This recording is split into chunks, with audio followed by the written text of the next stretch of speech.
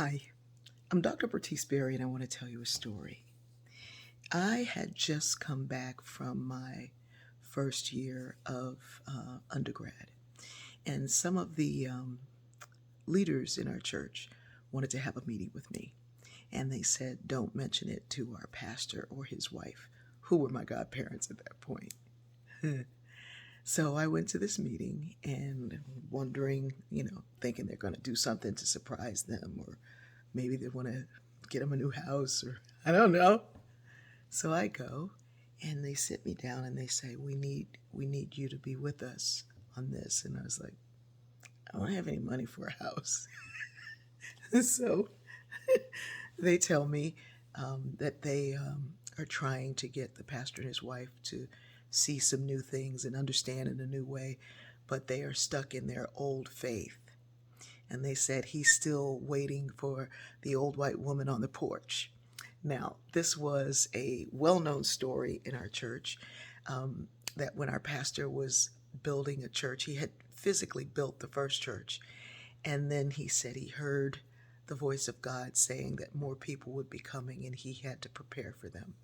And so he had started preparing, and more people were, in fact, coming. And so he'd found this building that he wanted to get, but he didn't have the down payment for it. And he was walking down the street and just praying, God, you told me to do this, but I don't know how I'm going to do it. I'm going to need your help.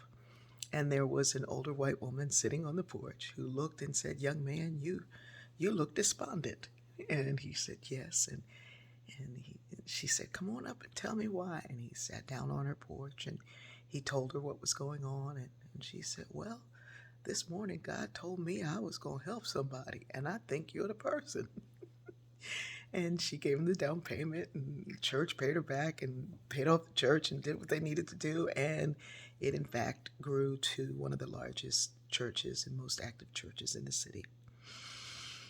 And they said that he was holding on to that old kind of faith. And I listened to this story and I realized that it was that old kind of faith that brought me there without any of my family going to that church. It was that old kind of faith that had me look up to the stars at night and talk to them about a place called college.